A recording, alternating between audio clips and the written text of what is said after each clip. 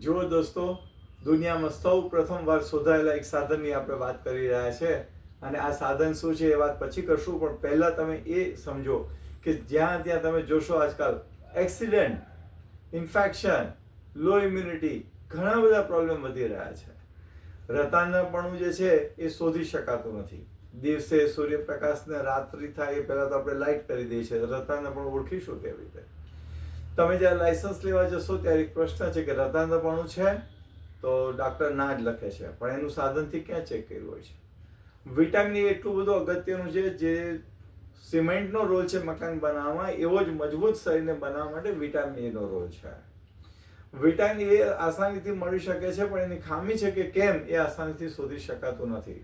લેબોરેટરીમાં તમે જશો તો બ્લડ સેમ્પલ આપશો, 2000 રૂપિયાનો ખર્ચ કરશો અને 2 દિવસે તમારો રિપોર્ટ આવશે કે વિટામિન એની ખામી છે કે કેમ. અને ખામી જોયા વગર જો તમે ઓવરડોઝ કરશો તો ઓવરડોઝને કારણે પણ તમારું લીવર બગડી શકે છે, તમારું મગજ બગડી શકે છે, તમને ચામડીના રોગો થઈ શકે છે. એટલા માટે વિટામિનનું બેલેન્સ શરીરમાં હોવું ખૂબ જ જરૂરી છે. સગર્ભા માતાને, નાના બાળકોને, એ લોકોને પણ ઘણી તકલીફ થઈ શકે છે વિટામિન એની ખામીથી. માટે જ આપણે એક લઈ આવ્યા છે કે વિટામિન એની ખામી શોધવાનું યંત્ર.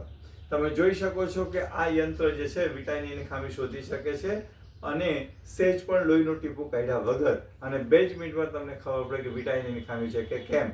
તો મિત્રો, તમે 2000 રૂપિયાનો ખર્ચ કરીને બ્લડ સેમ્પલ આપવા માંગો છો કે માત્ર 100 રૂપિયામાં ટેસ્ટ કરવા માંગો છો, એ તમારે નક્કી કરવાનું છે. અને હા, અત્યારે અમે જનતામાં અવેરનેસ આવે એટલા માટે વિના મૂલ્યે આ તપાસ તમને કરી આપીશું.